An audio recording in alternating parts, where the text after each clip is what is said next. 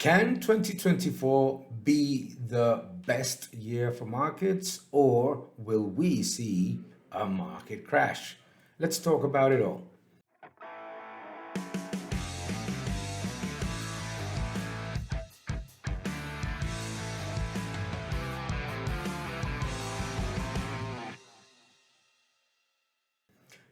Hello, everyone, and welcome to my YouTube channel. Thank you very much for subscribing, for leaving your comments below, and also for giving a like to this video. 2023 was an incredible year. The rally of everything at the end of 2023 saved what was looking to be not a particularly good year for equities and certainly for bonds. But we disguised everything at the end of the year thanks to an abrupt increase in money supply. Markets closed 2023 with the strongest rally for equities, bonds, gold, and cryptocurrencies in 2 years.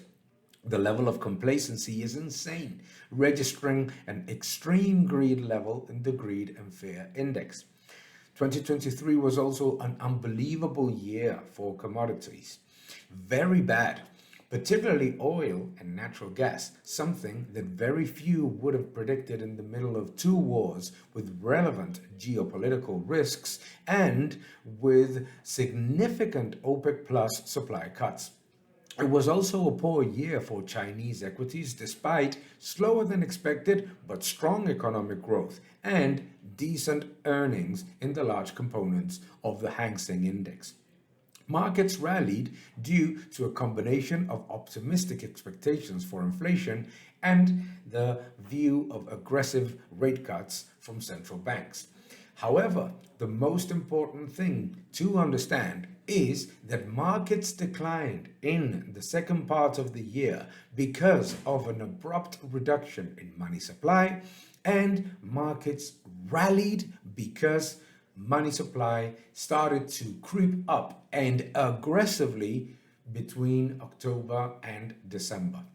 So the question is now, what can investors really expect in 2024? The year of disinflation can only come from a recession. The market expectations of a massive reduction in inflation cannot come from what economists call a soft landing. The reason we have not seen a recession in 2023 is because the global money supply did not fall below $103 trillion and ended almost at the record level of $107 trillion. Furthermore, governments in developed economies have continued to spend as if inflation didn't exist. And the fiscal policy has been exceedingly aggressive. In the case of the United States, the level of deficit spending is absolutely insane. Many governments have behaved as if rate hikes did not exist. Fiscal policy has been excessively aggressive, while monetary policy has been restrictive. As such, the decline in monetary aggregates and the impact of rate hikes both have fallen on the shoulders of the private sector. That's why I always say that we are living in a private sector recession disguised in overall GDP by high government spending and high debt. If you look at the difference between GDP and gross domestic income in the United States, it is pretty evident. Gross domestic income trend is actually negative, while gross domestic product is actually rising. Interesting. However, important to understand that inflation declined in line with monetary aggregates, as anyone that follows them can understand. But we have not yet seen the true impact on the economy because of the lag effect. We are likely to see the full-scale impact of 2023's monetary contraction in the first half of 2024. If the economy weakens and private sector aggregate demand slumps, inflation will decline as expected. However, it is almost impossible to see the kind of Goldilocks economy that many investors predict and achieve 2% inflation. If we look at the manufacturing sector in the United States, it is clearly in contraction. Manufacturing and services are in a poor environment, both in the United States, in the Eurozone, it's atrocious, and in developed economies in general. Important this one. Central bank rate cuts will only come from a weak economy. Central banks never act preemptively. They end up cutting rates always when they have already seen for a period of time that the economy is weakening and weakening fast. If they end up cutting rates by 150 basis points, it will be because the slowdown of the economy is severe. We cannot bet on one thing and the opposite. If you believe in a soft landing, you should not expect 6 rate cuts.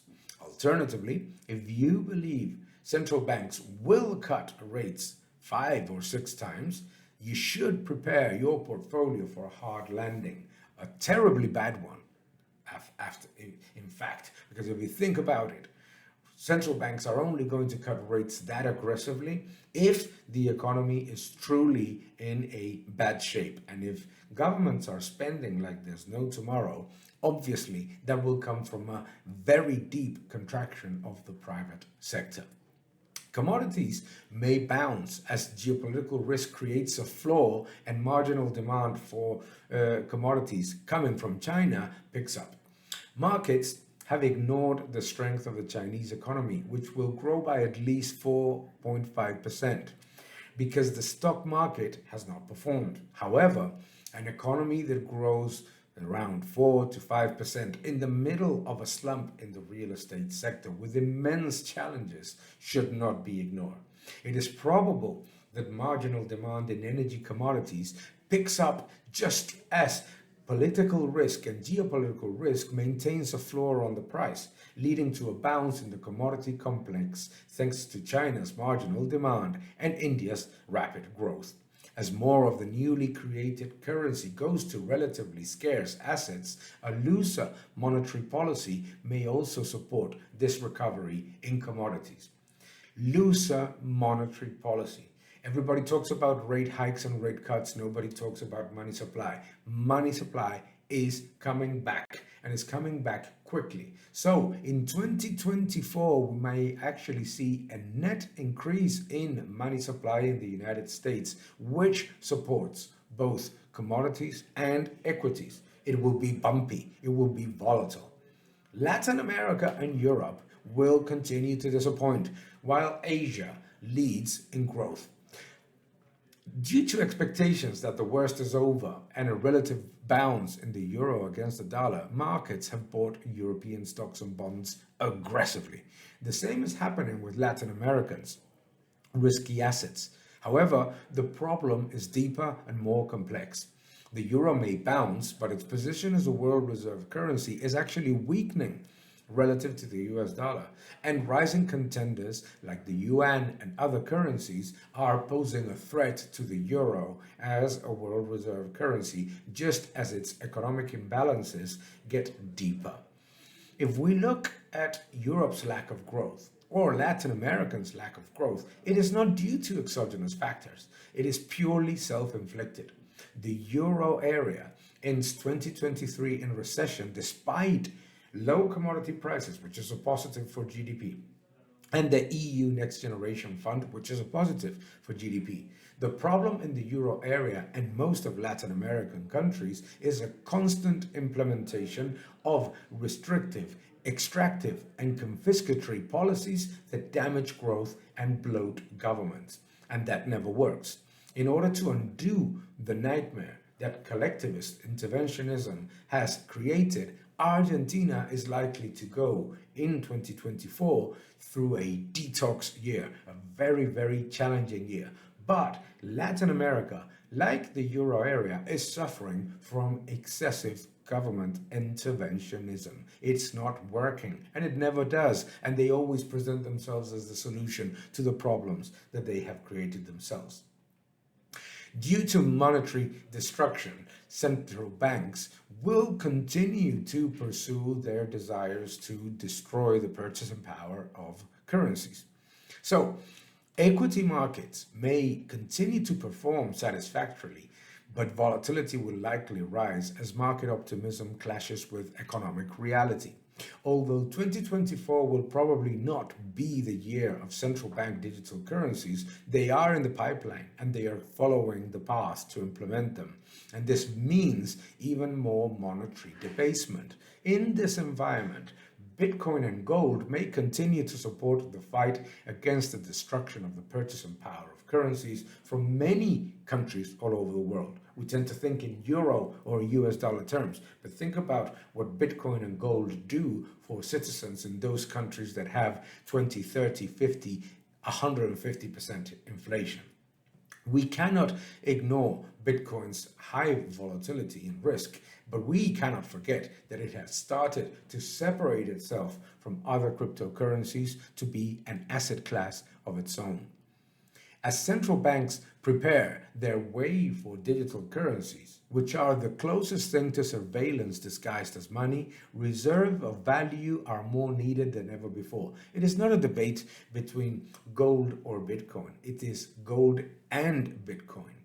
Gold is likely to be a good decorrelated asset that protects investors against the debasement of foreign sovereign bonds and domestic currency. If we look at equities and bonds, the level of correlation is insane. It's absolutely brutal. Therefore, you need a decorrelated assets. Bonds and equities perform in the same trend because central banks continue to dictate the trend of markets. 2024, therefore, is likely going to be a year of very significant slowdown, especially in the major economies, considering the current trends in the private sector and the bloated level of public debt and government spending. Governments will try to disguise their imbalances with the destruction of the purchasing power of the currency, as they have always done. In this scenario, betting on the swift end of inflation burst may be premature. If inflation declines as predicted, it will be a result of economic deterioration and overspending of governments. If debt and government deficits continue to rise, inflation may surprise on the negative side. Either way, the key in 2024 will be to protect ourselves from currency destruction. That is unstoppable, my friends. Thus, investing is not simply important, but crucial to survive in this gradual end of money as we know it. Keep defending freedom. Thank you for watching this video. Please subscribe to my channel, like my videos, leave your comments below, and keep defending freedom. Thank you very much.